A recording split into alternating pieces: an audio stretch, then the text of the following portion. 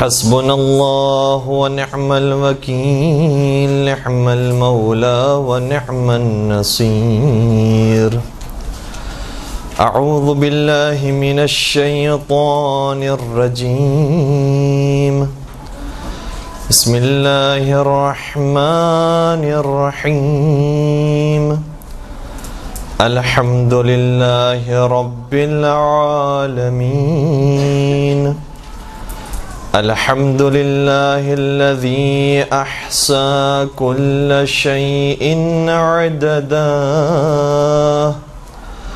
وجعل لكل شيء أمدا وقدر كل شيء تقديرا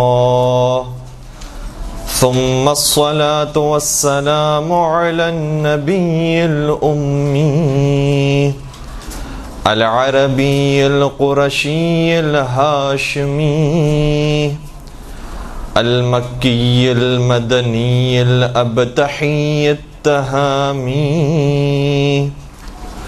العبد المؤيد والرسول المسدد المصطفى الأمجد المحمود الأحمد حبيب إله العالمين أبي القاسم محمد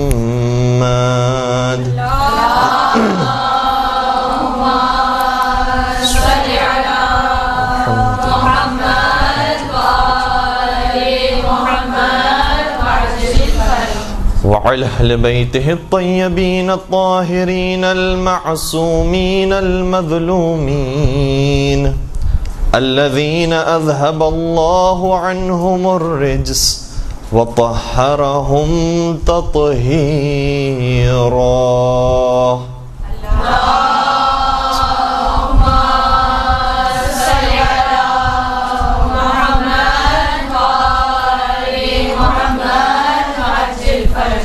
وَلَعْنَةُ اللَّهِ عَلَىٰ أَعْدَائِهِمْ أَجْمَعِينَ أَمَّا بَعْدُ فَقَدْ قَالَ اللَّهُ تَبَارَكَ وَتَعَالَى فِي مُحْكَمِ كِتَابِهِ الْمَجِيدِ وَفُرْقَانِهِ الْحَمِيدِ بسم الله الرحمن الرحيم يا أيها الذين آمنوا كتب عليكم الصيام كما كتب على الذين من قبلكم لعلكم تتقون درود پڑھ دیجئے محمد و آل محمد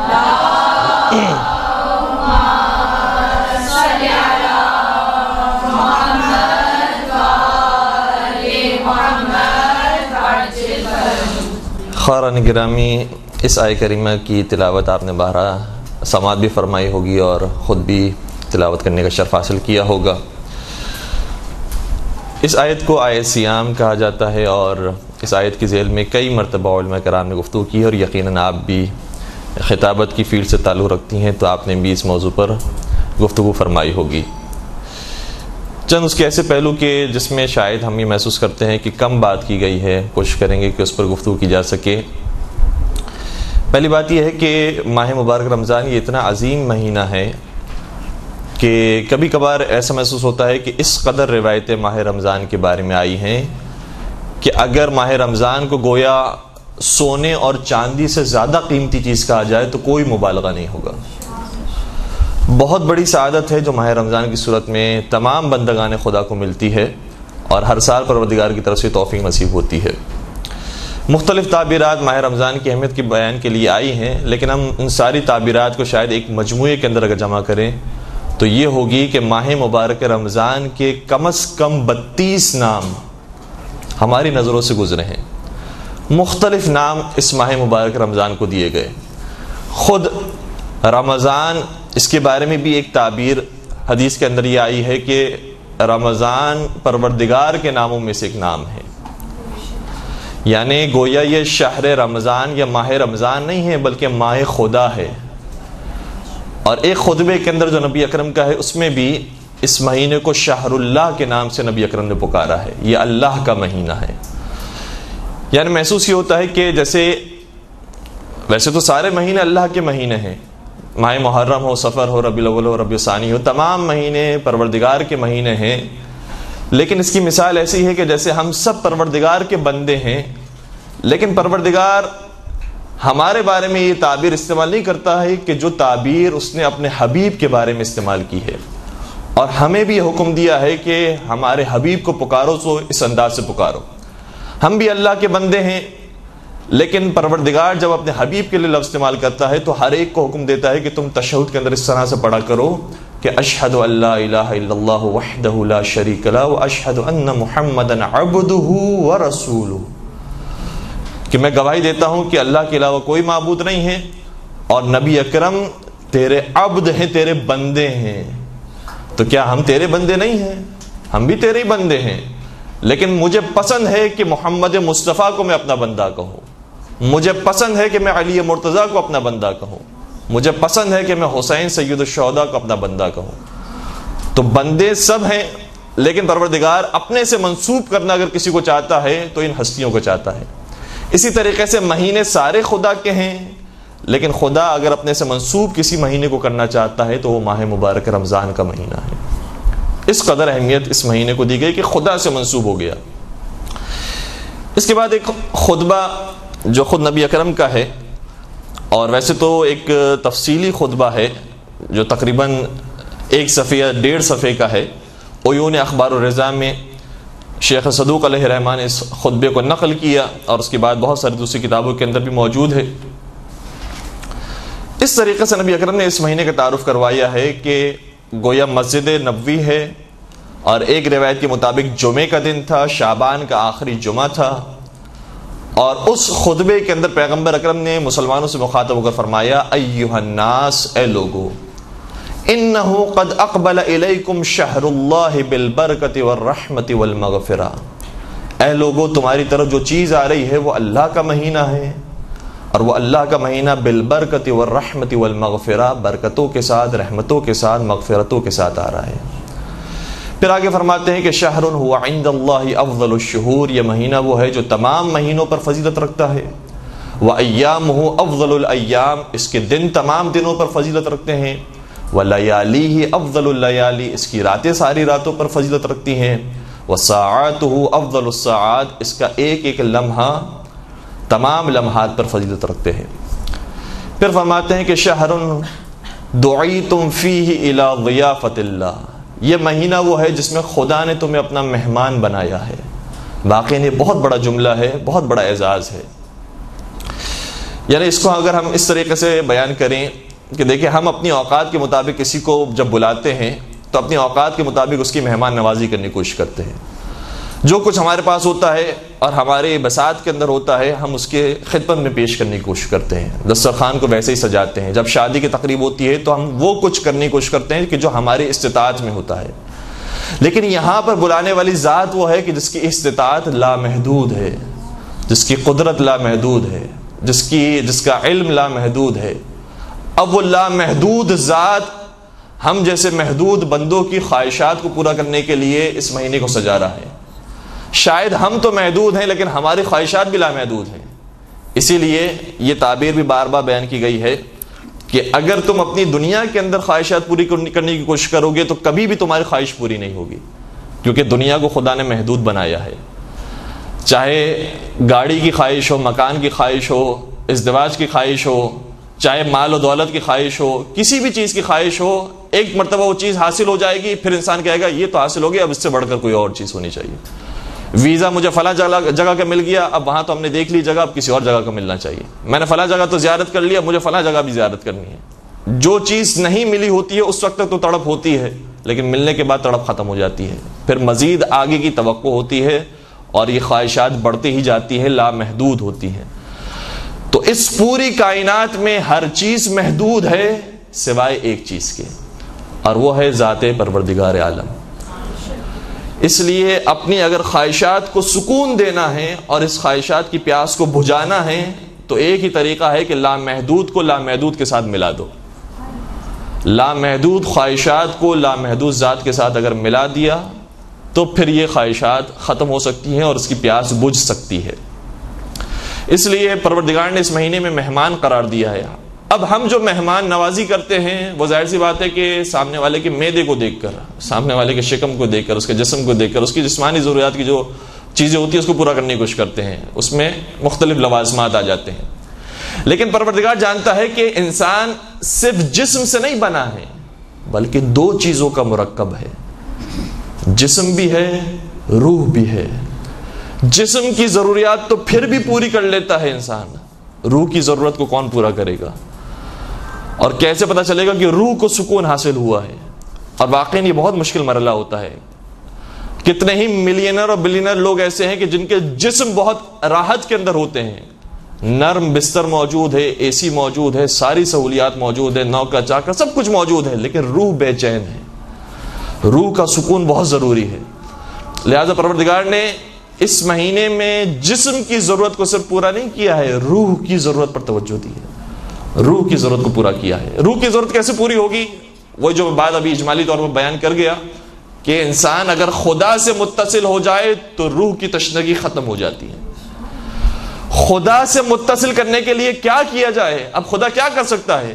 خدا نے کہا ہم نے چھوٹی چھوٹی چیزوں کو بھی بہانہ بنایا ہے اور تمہیں یہ بتانے کی کوشش کیا اگر تم یہ کام کر لیتے ہو تو خدا کی طرف تم نے ایک قدم آگے بڑھا لیا، فلاں کام کر لیتے ہو 2 قدم آگے بڑھا لیے، 10 قدم آگے بڑھا لیے، تم قریب ہوتے جا رہے ہو، قریب ہوتے جا رہے ہو، قریب ہوتے جا رہے ہو۔ یہ بیان کرنے کی اس ماہ مبارک رمضان میں کوشش کی۔ اس میں مثالیں میں آپ کی خدمت بیان کروں۔ عام دنوں میں انسان پورا قرآن ختم کرتا ہے تو جو ثواب حاصل کرتا ہے، ماہ مبارک رمضان میں ایک آیت پڑھنے سے وہ ثواب حاصل کرتا ہے۔ کہ اب تمہیں کیا چاہیے؟ ایک آیت پڑھو، پورے قرآن کا ثواب حاصل کرو۔ جو نافلہ نمازیں عام دنوں میں پڑھتا ہے، بعض روایتوں کے مطابق ماہ رمضان کے اندر ایک وہی نافلہ نماز پڑھے گا تو 70 نمازوں کا ثواب دیا جائے گا، بعض روایتوں کے مطابق واجب کا ثواب دیا جائے گا۔ حد تو یہ ہو گئے، خود اسی خطبے کے اندر یہ لفظ استعمال ہوا ہے، نبی اکرم نے آگے جا کر ارشاد فرمایا ہے وَأَنفَاسُكُمْ فِيهِ تَسْبِيحٌ وَنَوْمُكُمْ فِيهِ عِبَادَةٌ۔ یہ مہینہ وہ ہے جس میں تم صرف سانس لیتے ہو، اس سانس لینے پر بھی خدا اجر دیتا ہے، اس کا بھی ثواب دے رہا ہے۔ کیوں؟ کس بات کا ثواب ہے؟ سانس لینے کا کیا ثواب ہے؟ شاید اب اس کے اندر وجوہات کیا ہوں گی وہ تو خدا جانے اور حضرت مصطفیٰ جانے، لیکن جو ہمیں بات سمجھ میں آئی ہے وہ یہ ہے کہ اگر انسان سانس بھی لے رہا ہے اور کوئی مستحب عمل انجام نہیں دے رہا، کوئی واجب عمل انجام نہیں دے رہا، مباح کام کر رہا ہے، تو اس پر بھی خدا نے اس لیے ثواب رکھا ہے کیونکہ کم از کم میرا بندہ حرام تو نہیں کر رہا۔ حرام نہ کرنے کا بھی ثواب ہے، یعنی مباح کر رہا ہو، یہاں پر انسان بیٹھا ہوا ہے، سویا ہوا ہے، آرام کر رہا ہے، یا ویسے ہی پیر پھیلا کر انسان سکون کے عالم میں ہے، سانس لے رہا ہے، کہ اس سانس لینے پر بھی ثواب ہے۔ کم از کم تم گناہ تو نہیں کر رہے ہو، گانے تو نہیں سن رہے ہو، غیبتیں تو نہیں کر رہے ہو، اس پر بھی میں نے ثواب دے دیا۔ تو خدا نے ماہ مبارک رمضان میں روح کو بلند کرنے کی کوشش کی ہے، یہ روح تھوڑی سی اور اوپر آ جائے، تھوڑا سا فاصلہ کم کرے، خدا کے قریب ہوتے جائے۔ اس لیے خدا نے ہماری گویا دستگیری فرمائی ہے، کھینچنے کی کوشش کی ہے کہ اب تم تھوڑا سا بلند ہو، اب تھوڑا سا بلند ہو۔ ظاہر چھٹے سرکار حضرت امام جعفر صادق علیہ السلام کی حدیث ہے،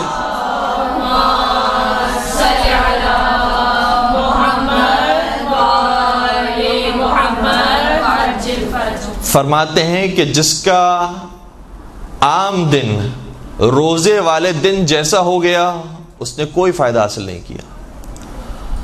فائدہ اس شخص نے حاصل کیا ہے کہ جس کے روزے والا دن عام دنوں سے بہتر ہو، یعنی تھوڑا سا 2 قدم آگے ہونا چاہیے۔ روزہ رکھا ہے 2 قدم تھوڑا سا آگے ہو، 2 آیتوں کی تلاوت زیادہ کر لے۔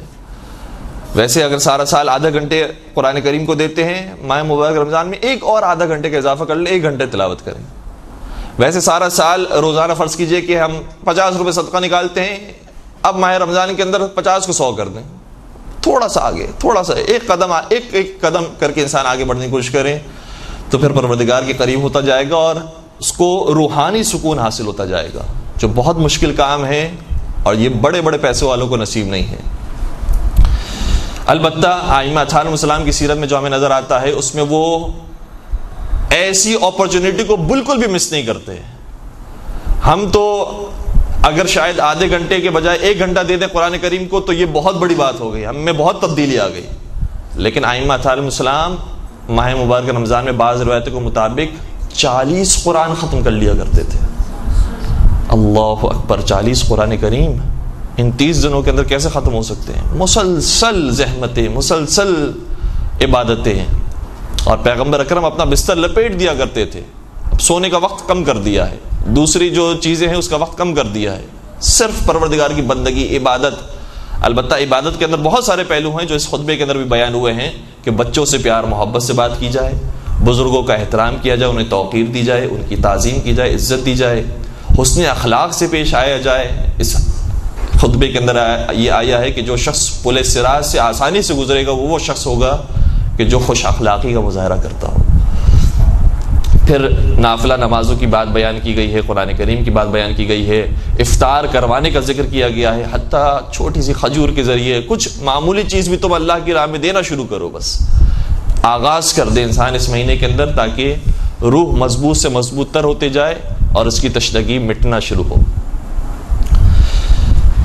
پھر نبی اکرم ارشاد فرماتے ہیں انفاسکم فیہ تسبیح، اس مہینے میں تمہارا سانس لینا تسبیح کا ثواب رکھتا ہے. ونومکم فیہ عبادہ، اس مہینے میں تمہارا سو جانا بھی عبادت کا ثواب رکھتا ہے. کیسے ممکن ہے کہ سو جانا عبادت کا ثواب رکھتا ہو؟ نماز عبادت ہے، روزہ عبادت ہے، حج عبادت ہے، زکوٰۃ عبادت ہے، سونا کیسے عبادت ہو سکتی ہے؟ ہمیں یقین نہیں آتا اگر ہمیں علی مرتضیٰ کا سونا یاد نہ آتا. مولا کائنات نے بستر رسول پر سو کر دکھایا ہے کبھی کبھار سونا بھی عبادت ہوتا ہے. تو جو فضیلت علی مرتضیٰ کو حاصل ہوئی ہے وہ فضیلت رمضان کے ہر روزے دار کو مل سکتی ہے. البتہ فضیلتوں کے اندر فرق رہے گا، لیکن بہرحال فضیلت کے دائرے میں داخل ہو جائے گا انسان کہ سونے کے ذریعے بھی انسان اگر ثواب حاصل کرنا چاہے تو اس ذریعے بھی ثواب حاصل کرے گا. اگر اس کا سونا حلال ہے تو بالکل ثواب کا مستحق قرار پائے گا. پھر آگے شاہ فرماتے ہیں وَعَمَلُكُمْ فِيهِ مقبول، اس مہینے میں تمہارا ہر عمل قبول کر لیا جاتا ہے. اب اور کیا چاہیے؟ باقی مہینوں میں انسان سوچتا ہے میں نے فلاں غلطی کر لی، فلاں غلطی کر لی، شاید عمل قبول نہیں ہوگا. سارے عمل قبول ہو رہے اس مہینے کے اندر. وَدُعَاؤُكُمْ فِيهِ مستجاب، اس مہینے میں دعائیں مستجاب ہو جاتی ہیں. جب یہاں تک نبی اکرم پہنچے ہیں تو یہاں پہنچنے کے بعد نبی اکرم نے فرمایا اب ایک دعا کرو. وہ دعا کون سی کرو؟ میں ابھی اپنے لیے بھی اور آپ سب کے لیے بھی ایک فل ان دا بلینکس چھوڑ کر جاتا ہوں. ہمیں سب کو ماہ رمضان میں کوئی ایک دعا کرنی چاہیے. وہ کون سی دعا ہے وہ ہم سوچیں. کیا مجھے اپنی اچھی زندگی کے لیے دعا کرنی چاہیے؟ کیا مجھے اپنے بچوں کے لیے، اپنی فیملی کے لیے دعا کرنی چاہیے؟ کیا مجھے اپنے آپ کے لیے، اپنے کیریئر کے لیے دعا کرنی چاہیے؟ مجھے اپنے عزت اور شہرت کے لیے دعا کرنی چاہیے؟ کس چیز کے لیے دعا کرنی چاہیے؟ نبی اکرم کیا فرمائیں گے اس کے اندر، اس دعا کے اندر کون سی دعا ہونی چاہیے؟ اور یہ ساری دعائیں بھی بالکل جائز ہیں، بلکہ اس میں سے اہم دعائیں بھی ہیں، مانگ سکتا ہے انسان، اس میں کوئی مذائقہ نہیں ہے. لیکن اس مہینے کے اندر جو بطور خاص دعا جس کا تذکرہ پیغمبر اکرم نے فرمایا فَاسْأَلُوا اللَّهَ رَبَّكُمْ بِنِيَّاتٍ صَادِقَةٍ وَقُلُوبٍ طَاهِرَةٍ أَن يُوَفِّقَكُمْ لِصِيَامِهِ وَتِلَاوَةِ كِتَابِهِ. پروردگار سے، اپنے رب سے مانگو اس مہینے کے اندر تو دو چیزیں مانگو، اور سچے دل کے ساتھ مانگو اور پاکیزہ دلوں کے ساتھ مانگو. وہ دو چیزیں یہ ہیں ان یوفقکم لصیامہ وتلاوت کتابہ، پروردگار اس مہینے میں ہم سب کو روزہ رکھنے کی توفیق نصیب فرمائے اور تلاوت قرآن کریم کرنے کی توفیق نصیب فرمائے. شاید یہ دو چیزیں ایسی ہیں کہ جن دو چیزوں کے ذریعے قرآن کریم میں ماہ رمضان کا تعارف پیش کیا گیا ہے. روزوں کے ذریعے تعارف پیش کیا رمضان کا، اور دوسری جگہ پر آیا شہر رمضان الذی انزل فیہ القرآن، رمضان کا مہینہ وہ ہے جس میں قرآن کریم کو نازل کیا گیا ہے. تو یہ دو چیزوں کے ذریعے جس سے پہچان ہے رمضان کی، اس کو صحیح طریقے سے انجام دینے کی ہم سب کو پروردگار توفیق نصیب فرمائے. اس کے بعد پیغمبر اکرم ایک کر کے باقی چیزوں کا ذکر فرماتے ہیں. اور شاید یہ بھی جو جملہ بہت تیزی سے میں کہہ گیا کہ روزے رکھنے کی توفیق نصیب فرمائے، اب روزے رکھنے کی توفیق بھی، روزہ رکھنا کسے کہتے ہیں، خود صحیح روزہ کیا ہے، اس حوالے سے بھی باتیں بہت ساری ہیں. مختصراً آپ کی خدمت میں اگر میں بیان کروں تو اس طریقے سے ہے کہ خود نبی اکرم کے زمانے میں ایک خاتون نے روزہ رکھا اور پھر اپنی نوکرانی کو فحش زبان استعمال کی اور گالیاں دے رہی تھی. نبی اکرم نے فرمایا اس کے لیے کھانا لے کر آ جاؤ. کہنے لگی کہ میں روزے سے ہوں. نبی اکرم نے ارشاد فرمایا ایسے روزے کا کیا فائدہ جس روزے کے ساتھ تم فحش زبان کو استعمال کرتی ہو. تو اس کا مطلب یہ ہوا کہ روزہ صرف انسان کے شکم کا روزہ نہ ہو. چھٹے امام امام جعفر صادق علیہ الصلوۃ والسلام ارشاد فرماتے ہیں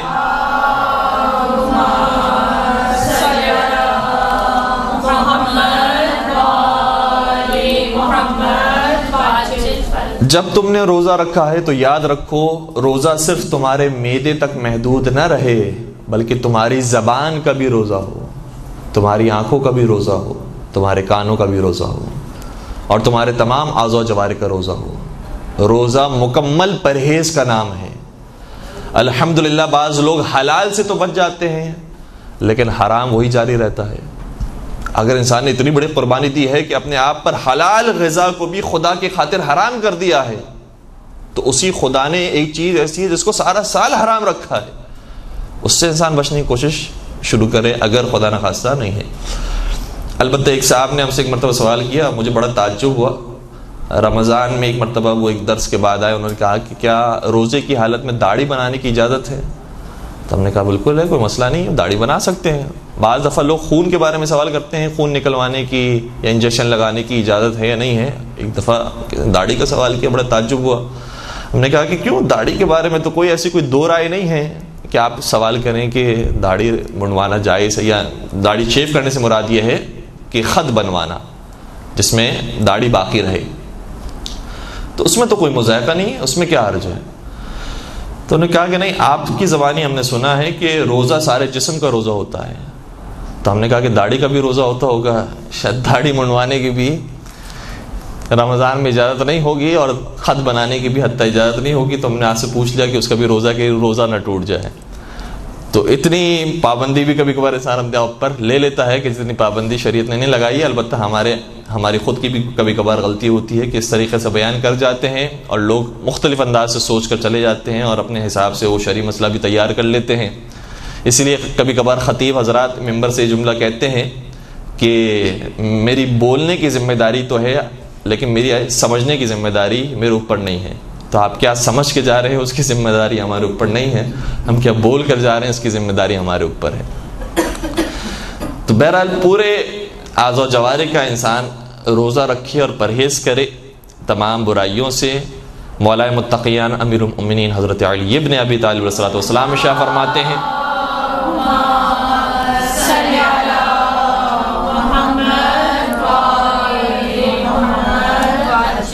کہ کم من صائم لیس له من صیامہ الا الجوع والظمأ, کتنے ہی روزے دار ایسے ہیں کہ جن کو روزوں سے کچھ حاصل نہیں ہوتا سوائے بھوک اور پیاس کے. وہ سمجھتے ہیں کہ ہم نے روزہ رکھا ہے لیکن انہیں بھوک اور پیاس کے علاوہ کچھ حاصل نہیں ہوا ہوتا. تو روزے کا جو اصل مقصد ہے تقویٰ تک پہنچنا, وہ حاصل نہیں ہوا ہوتا. البتہ تقویٰ تک پہنچنے کے لیے بھی کچھ تقویٰ ہونا چاہیے کہ جس کے بعد انسان روزہ رکھے. یعنی قرآن کریم نے کس طریقے سے بیان کیا ہے, آیت ہے یا ایھا الذین آمنو, حفظ ہے یا نہیں ہے؟ آیت حفظ ہے یا نہیں ہے؟ یا ایھا الذین آمنو کتب علیکم الصیام کما کتب علی الذین من قبلکم لعلکم تتقون.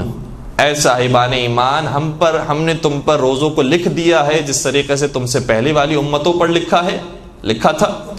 لعلکم تتقون, تاکہ تم تقوی تک پہنچ سکو.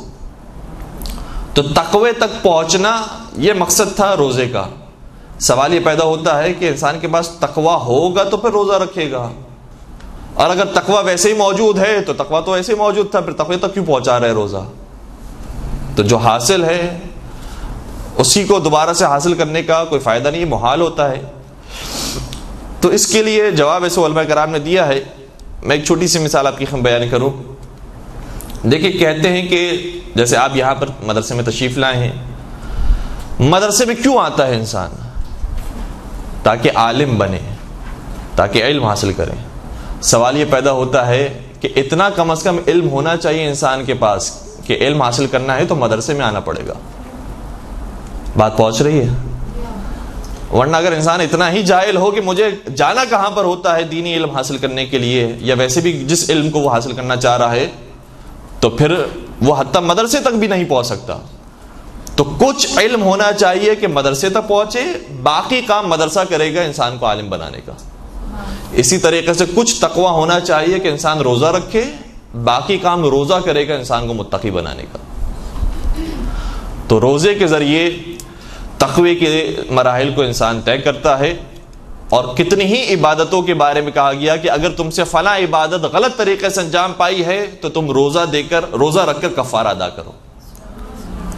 قسم توڑنے کا کفارہ، نظر توڑنے کا کفارہ، خود روزہ توڑنے کا کفارہ کا روزہ رکھو. ایک روزہ جان بوجھ کر توڑا ہے، 60 روزے رکھو. وجہ کیا ہے؟ وجہ یہ بیان کی کہ کیونکہ کثرت روزہ سے انسان کی روح مضبوط سے مضبوط تر ہوتی جاتی ہے اور باطن صاف سے صاف تر ہوتا جاتا ہے. کیونکہ روزہ نام ہی اخلاص کا ہے، خلوص کے ساتھ پرہیز کرنے کا نام ہے. باقی عمل تو کچھ بھی نہیں کرنا، انسان کو پرہیز کرنا ہے. تو جو پرہیز کیا ہے پروردگار کی خاطر، اس سے باطن مسلسل صاف سے صاف تر ہوتا جاتا ہے. اس لیے کثرت روزہ کا حکم دیا گیا. ایک درود پڑھ دیجئے محمد و آل محمد.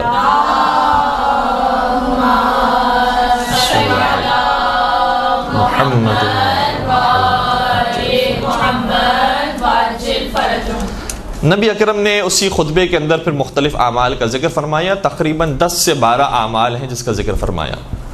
یہاں تک کہ مولائے متقیان کھڑے ہو گئے اور مولائے متقیان نے کھڑے ہو کر سوال کیا، یا رسول اللہ ما افضل الاعمال فی هذا الشہر. اے اللہ کے رسول، مجھے آپ یہ بتائیے کہ اس مہینے کا افضل ترین عمل کون سا ہے. یہ خود سوال اتنا خوبصورت ہے جو بتا رہا ہے کہ یہ کوئی معمولی شاگرد نہیں ہے جو سوال کر رہا ہے. یعنی کبھی کبھار سوال ہی بتا دیتے ہیں کہ شاگرد کس لیول کا ہے. یہ شاگرد نے سوال نہیں کیا ہے کہ میرے پاس یہ نہ ہو تو میں کیا کروں اور وہ نہ ہو تو کیا کروں، اب بہانے تراشتا رہے کہ میں اس سے بھی بچ جاؤں، اس سے بھی بچ جاؤں، میرے پاس وقت نہیں ہے، میں مجبوری میں ہوں، تو پھر مجھے ثواب ملے گا نہیں ملے گا. جس طریقے سے کبھی کبھار انسان جب درس میں شریک ہوتا ہے، کسی کلاس میں جاتا ہے، تو اگر میں مریض ہو گیا تو پھر میری پریزنٹ لگ جائے گی نہیں لگے گی، میرا فلاں کام ہے تو میری حاضری لگ جائے گی نہیں لگے گی، تو اپنی مشکلات کو بیان کرتا ہے. مولا نے فرمایا یہ مشکلات جتنی بھی آپ نے بیان کی ہے یا جتنی بھی عبادتیں بیان کی ہے وہ تو انجام دینی ہے، لیکن ان میں بھی سب سے افضل کون سی ہے وہ مجھے بتائیے. میں بیسٹ کو اختیار کرنا چاہتا ہوں، افضل ترین عبادت کو.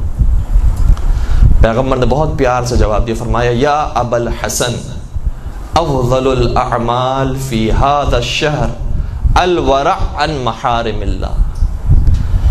اے ابو الحسن، اس مہینے کا افضل ترین عمل یہ ہے کہ انسان حرام سے بچنا شروع کر دے. کسی واجب کا ذکر نہیں کیا، کسی مستحب کا ذکر نہیں کیا. کتنے ہی اعمال ایسے ہیں جو عبادتوں کے اندر ہیں، کتنے ہی اعمال ایسے ہیں جو لوگوں سے اجتماعیات کے اندر آتے ہیں. کوئی کسی عمل کا پیغمبر اکرم نے اظہار نہیں فرمایا. فرمایا حرام سے بچ جانا یہ افضل ترین عمل ہے اس مہینے کا. اور پھر پیغمبر اکرم نے البتہ اس خطبے کا پھر آگے جو اختتام ہے وہ چونکہ مصائب کے ساتھ ہو رہا ہے، لہٰذا ہم اس کو انشاءاللہ یا تو بعد کے درس میں بیان کریں گے تاکہ مسائل پر ہماری گفتگو ختم ہو. تو پیغمبر اکرم نے یہاں پر افضل ترین عمل کا ذکر فرما دیا.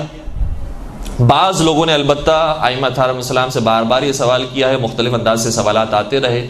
ایک سوال 8ویں سرکار حضرت امام علی رضا علیہ السلام سے کسی نے کیا.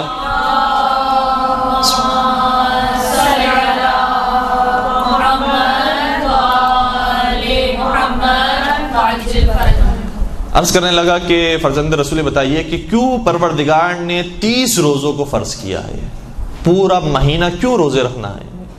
اگر روزے فرض کیے ہیں تو تھوڑے کم کر لیتا، یا اگر صحیح ہے 30 کیے ہیں تو کبھی کسی سال 40 ہو جاتے، کبھی کسی سال 50 ہو جاتے. کیوں 30 ہی روزے پروردگار نے معین فرمائے ہیں؟ امام رضا علیہ السلام نے جواب یہ دیا کہ پروردگار نے اپنے بندوں کی استطاعت کو دیکھا تو اس میں کچھ کمزور بندے بھی تھے، کچھ طاقتور اور صحت مند لوگ بھی تھے. پروردگار نے ان سبھی کے لیے ایک قانون بنانے کے لیے جب فیصلہ کیا تو ویسا قانون بنایا کہ جو ناتوان لوگ ہیں وہ بھی روزہ رکھ سکیں اور جو صحت مند لوگ ہیں وہ بھی روزہ رکھ سکیں. اس لیے پروردگار نے 30 دنوں کو معین کر دیا. اب اس کے اندر بھی جو بہت زیادہ ناتواں ہو گیا ہے اس کے لیے مزید چھوٹ پروردگار نے دے دی کہ جو مریض ہو گیا ہے، جو سفر پر چلا گیا ہے یا مختلف حالات آئے ہیں اس کے اوپر، بعض حالتوں کے اندر اس پہ سے روزہ ساقط کر دیا، تاکہ جو بہت مشکل کے اندر ہے اس کے اوپر بھی کوئی سختی نہ آئے، اور جو کچھ سختی برداشت کر سکتا ہے وہ مکمل 30 روزے رکھے، اور جو زیادہ طاقتور ہے، صحت مند ہے، الحمدللہ پروردگار نے اسے صحت و سلامتی دی ہے، اور انشاءاللہ سب کو پروردگار صحت و سلامتی نصیب فرمائے۔ تو جس کو پروردگار نے صحت و سلامتی دی ہے، اگر وہ 30 سے پھر بڑھنا چاہے، البتہ جو حرام روزے ہیں، عید کا روزہ ہے، اس کے علاوہ کی بات کی جا رہی ہے، شوال کے مثلا روزے ہیں، اگر اس میں اضافہ کرنا چاہے تو پروردگار نے پھر اس کے لیے ثواب ہی ثواب رکھا ہے۔ تو جو پروردگار نے شریعت بیان کی ہے، امام رضا نے باقاعدہ یہ جملے بھی استعمال کیے، فرمایا کہ پروردگار نے جتنے شرعی قوانین بیان کیے ہیں وہ اکثریت کو دیکھ کر بیان فرمائے ہیں، تاکہ ہر شخص اس پر عمل کر سکے، چاہے وہ نماز کے قوانین ہوں، روزے کے ہوں، حج کے ہوں، زکوٰۃ کے ہوں، خمس کے ہوں، سبھی اس پر عمل کر سکیں، ایسے قوانین پروردگار نے بیان کیے ہیں۔ بعض لوگوں نے پھر اسی طریقے سے باقی ائمہ سے بھی سوال کیا، ابھی بالخصوص جب گرمیوں کے ایام آ رہے ہیں، روزہ رکھنا بہت سخت ہو جائے گا، تو لوگوں کے ذہن میں سوال تھا کہ کیا گرمیوں میں روزے رکھنے کا کوئی ایکسٹرا ثواب ہے؟ مزید ہم تو پریشانی برداشت کر رہے ہیں، کچھ لوگ ایسے ہیں، اور بالخصوص خواتین کے لیے تو یہ زیادہ مسئلہ پیش آتا ہے کہ 9 سال میں جب بالغ ہوئی ہیں، تو بعض 9 سال میں جب بالغ ہوئے ہیں انہیں سردیوں کے مہینے مل گئے، چھوٹے چھوٹے ایام تھے، روزے آسانی سے رکھ لیے، بعض ابھی جب بالغ ہوئے ہیں تو انہیں بڑے بڑے روزے ملے ہیں، گرمیوں کے ایام ہیں تو ان کے لیے زیادہ سخت ہے۔ تو جنہوں نے سردیوں میں روزے رکھے ہیں اور جنہوں نے گرمیوں میں روزے رکھے ہیں، کیا پروردگار کے نزدیک دونوں برابر ہیں؟ کیونکہ روزے تو روزے ہیں۔ یہ جملہ جب ہم پاکستان میں کہتے ہیں تو کوئی نہ کوئی دوسرا منظر یاد آنے لگتا ہے۔ تو روزے ہیں، تو کیا دونوں کا ثواب برابر ہے؟ تو احادیث سے بات سمجھ میں آتی ہے کہ دونوں کا ثواب برابر نہیں ہے۔ جو جتنی سختی برداشت کر رہا ہے اور جتنی گرمی جھیل رہا ہے اس کا ثواب زیادہ ملے گا۔ مولا متقیان امیر المؤمنین حضرت علی بن ابی طالب صلی اللہ علیہ وسلم ارشاد فرماتے ہیں،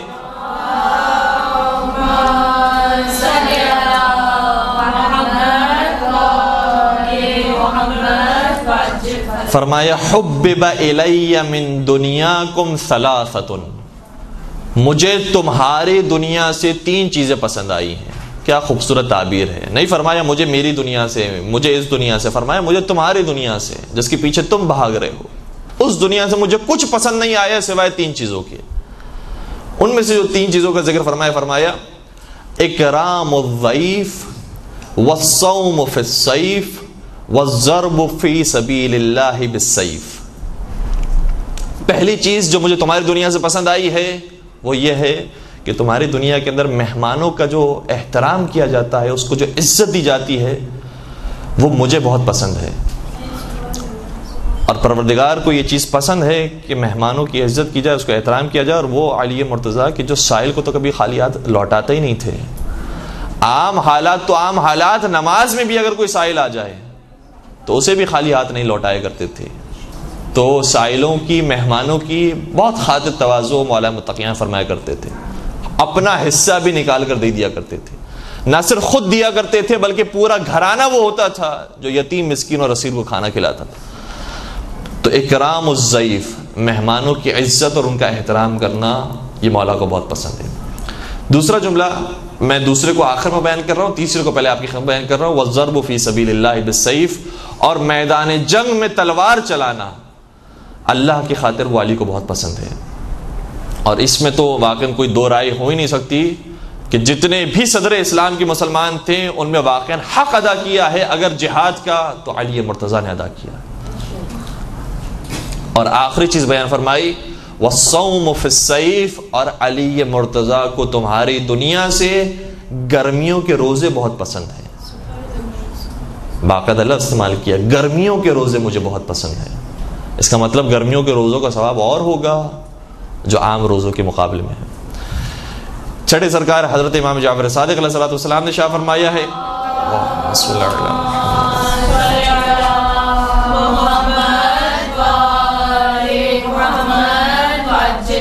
جو شخص گرمیوں میں روزے رکھتا ہے اور اس کے بدن سے پسینہ نکلتا ہے، ملائکہ اس کے پسینے کو پوچھتے ہیں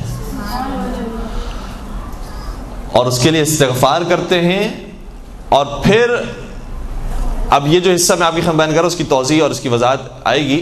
اور پھر جو انسان اس حالت میں بھوکا رہتا ہے اور اتنے طویل عرصے تک بھوکا رہتا ہے یہاں تک کہ افطار کے وقت پہنچ جاتا ہے, تو افطار سے پہلے تک اس کے دہن سے جو بو آتی ہے ملائکہ کو بو بہت پسند ہے. اب اس کا یہ مطلب نہیں ہے کہ انسانوں کو بھی پسند ہے. ملائکہ چونکہ ہماری روح پر توجہ رکھتے ہیں, لہٰذا ملائکہ کو ہمارے جسم سے کوئی کام ہی نہیں ہے کہ کس کا جسم گورا ہے, کس کا کالا ہے, کس کا جو ہے وہ کس قسم کا ہے. ملائکہ کو اس سے مطلب نہیں ہے. ملائکہ کی توجہ ہماری روح کی طرف ہے. تو ملائکہ روح کی طرف توجہ رکھتے ہوئے کہتے ہیں کہ اس نے اتنے گھنٹے تک روزہ رکھا ہے, اتنا طویل روزہ رکھا ہے, اتنی روح اس کی مضبوط ہو چکی ہے, تو اس کی روح سے جو وہ حتیٰ ہمیں بو محسوس ہوتی ہے, وہ ان کو بو محسوس نہیں ہوتی, وہ خوشبو محسوس ہوتی ہے. لیکن اس کا یہ مطلب نہیں ہے کہ انسان نظافت کا خیال نہ رکھے, چونکہ دوسری طرف سے انسانوں کو تکلیف پہنچانا, دوسروں کو تکلیف پہنچانا, وہ بہرحال اپنے مقام پر نامناسب فعل ہے. اس لیے اگر انسان جتنا اس بو کو ختم کر سکتا ہے تو ختم کرنے کی کوشش کرے, لیکن اس کا مطلب یہ بھی نہیں ہے کہ ثواب ختم ہو جائے گا. اگر بو ختم ہو جائے گی تو ملائکہ خوش نہیں ہوں گے, ملائکہ خوشبو سے زیادہ خوش ہوتے ہیں. تو بہرحال جو بو بھی ہے وہ بھی ملائکہ کو پسند ہے, کیونکہ اصل میں ملائکہ کی توجہ ہماری روح کی طرف ہے. اور خود چھٹے سرکار کا ایک اور جملہ بھی ہے, فرماتے ہیں کہ افضل الجہاد الصوم فی الحر, بہترین جہاد گرمیوں کے روزے ہیں. نبی اکرم حضرت محمد مصطفیٰ صلی اللہ علیہ وآلہ وسلم نے بھی شاہ فرمایا ہے,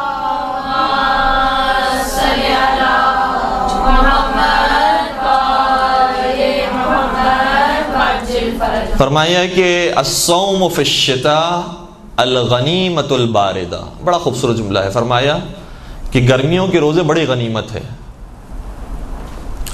کیوں غنیمت ہے؟ کیونکہ گرمیوں کے روزے بہرحال انسان کو تو گزارنے ہی ہیں, تو جو روزے ویسے ہی گزارنے ہیں, واجب کی نیت سے ہی گزارنے ہیں, واجب انسان پر رکھنا ضروری ہے, لیکن اس واجب کو جو ادا کر رہا ہے تو اس واجب کے مقابلے میں خود بخود اس کا ثواب زیادہ ملے گا کہ جس میں اس نے زیادہ سختی برداشت کی ہے اور زیادہ عرصے کے لیے روزہ رکھا ہے. تو فرماتے ہیں الصوم فی الشتاء, اس کا میں لفظی ترجمہ آپ کی خدمت میں بیان کروں, الصوم فی الشتاء, گرمی کے روزے, الغنیمت الباردہ, ٹھنڈی غنیمت ہے, ٹھنڈی غنیمت ہے گرمیوں کے روزے.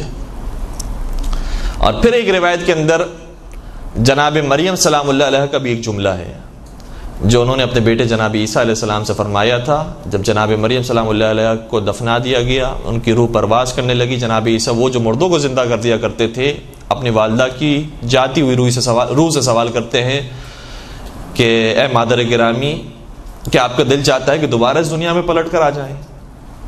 کیونکہ قرآن کریم نے کہا ہے, ہر انسان کی یہی آواز ہوگی کہ کاش میں دوبارہ دنیا میں پلٹا دیا جاؤں تو کچھ اور اعمال انجام دے دوں, کاش میں دنیا میں لوٹ آؤں تو جتنی غلطیاں کی ہیں اس سے پرہیز کروں گا, جتنے گناہ کیے اس سے بچ جاؤں گا, میں اللہ کی توبہ کروں گا اور صحیح اور اچھا انسان بن جاؤں گا. تو کیا آپ کی بھی تمنا یہ ہے کہ آپ دنیا میں واپس آ جائیں؟ جناب مریم سلام اللہ علیہ نے شاہ فرمایا, اے میرے بیٹا, میری تو کوئی خواہش نہیں کہ میں دوبارہ دنیا میں لوٹوں, میں نے اپنے مقام کو دیکھ لیا, میں نے جنت کو دیکھ لیا, میری کوئی تمنا کوئی آرزو نہیں ہے. اور ویسے بھی جناب مریم پر جو سختیاں تھیں وہ بہت زیادہ تھیں. یعنی ایک سختی ہوتی ہے کہ انسان کو مارا جائے, پیٹا جائے, جیسے جناب آسیہ سلام اللہ علیہ کے حوالے سے فرعون نے کام کیے تھے. لیکن دوسری تکلیف ہوتی ہے جو ذہنی تکلیف ہے, روحانی تکلیف ہے, روحی تکلیف ہے, نفسیاتی تکلیف ہے, کہ جناب مریم جیسی پاک خاتون, پاک و پاکیزہ, پاک دامن خاتون, ان پر طرح طرح کی تہمتیں یہودیوں نے لگائی اور بہت لعن طعن کا انہوں نے اظہار کیا, جس کی وجہ سے جناب مریم کو بہت تحمل کا اظہار کرنا پڑا, بہت برداشت کیا جناب مریم سلام اللہ علیہ. تو فرمانے لگی کہ میرا تو دل نہیں چاہتا کہ میں اس دنیا کی طرف واپس پلٹ کر آؤں سوائے 2 کاموں کے. باقاعدہ روایت کی جملہ یہ ہے, میں 2 کام کرنے کے لیے دل چاہتا ہے کہ دوبارہ اسی دنیا میں آؤں. وہ کون سے 2 کام ہیں؟ کہا میں چاہتی ہوں کہ ٹھنڈی ٹھنڈی راتوں میں کھڑے رہ کر خدا کی عبادت کروں, اور گرمیوں کے جب دن آئے تو خدا کے لیے روزہ رکھوں. تو جس چیز کی خاطر جناب مریم کا لوٹنے کا دل آتا ہے وہ چیز ہمارے آپ کے پاس موجود ہے, وہ زندگی ہمارے پاس موجود ہے. اور وہ دن بھی ابھی آنے والے ہیں جو واقعی گرمیوں کے دن ہیں. بہرحال برداشت تو ہے اپنے مقام پر اور واجب تو ادا کرنا ہی ہے، لیکن اس نیت سے انسان واجب کو ادا کرے کہ میں جتنی سختیاں جھیل رہا ہوں اتنا ہی مقام پروردگار کے حضور میرا بڑھتا جا رہا ہے. تو پھر سختیاں جھیلنے میں لطف آتا ہے جب انسان کو اندازہ ہو کہ کوئی دیکھنے والا ہے، کوئی جاننے والا ہے کہ میں نے کتنی سختیاں برداشت کی ہیں، تو پھر سختیاں انسان آسانی سے جھیل پاتا ہے. تو یہ گرمیوں کے روزے انشاءاللہ پروردگار خیر و عافیت سے گزارے اور ہمیں صحیح طریقے سے روزہ رکھنے کی توفیق نصیب فرمائے. ایک مختصر سا لطیفہ بھی آپ کو بیان کروں اور پھر بات کو میں ختم کر دوں. ناصر الدین قاشاری ایک ایران کا بادشاہ ہے. ہمارے ایک مجتہد مرزا شیرازی، آیت اللہ مرزا شیرازی کے زمانے میں اس بادشاہ نے خط لکھا ہمارے مجتہد کو، کہا کہ دیکھیں مجتہد صاحب، روزے تو سب پر واجب ہیں، میں روزہ رکھوں گا تو ظاہر سی بات ہے کہ پیٹ خالی ہو جائے گا، کمزوری آ جائے گی، پھر میں غلط فیصلے بھی کر دوں گا، تو کوئی ہو سکتا ہے کہ ملزم میرے سامنے پکڑ کر لایا جائے، مجھے غصہ آ جائے، خالی پیٹ ہوگا، میں ہو سکتا ہے کہ اس کو ڈبل سزا دے دوں. تو کیا میرے لیے کوئی اجازت ہے کہ کوئی میرے لیے معافی ہے کہ میں اپنا روزہ چھوٹا کر لوں یا روزہ نہ رکھوں؟ کوئی معافی مل سکتی ہے مجھے یا نہیں مل سکتی؟ تو مرزا شیرازی نے بڑا خوبصورت جواب دیا، کہا کہ روزہ حکم پروردگار ہے، لہذا حکم پروردگار تو تبدیل نہیں ہو سکتا، لیکن تو حاکم پروردگار نہیں ہے، لہذا تو تبدیل ہو سکتا ہے. جن کے سامنے آگے درود پڑھ دیجیے محمد و آل محمد.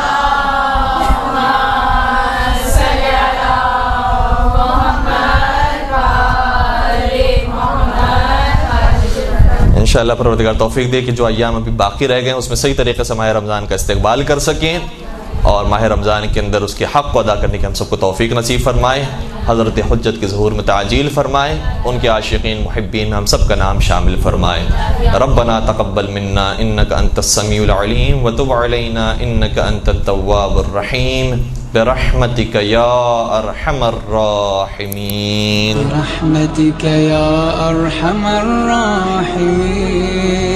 وصلی اللہ علی محمد وآلہ الطاہرین.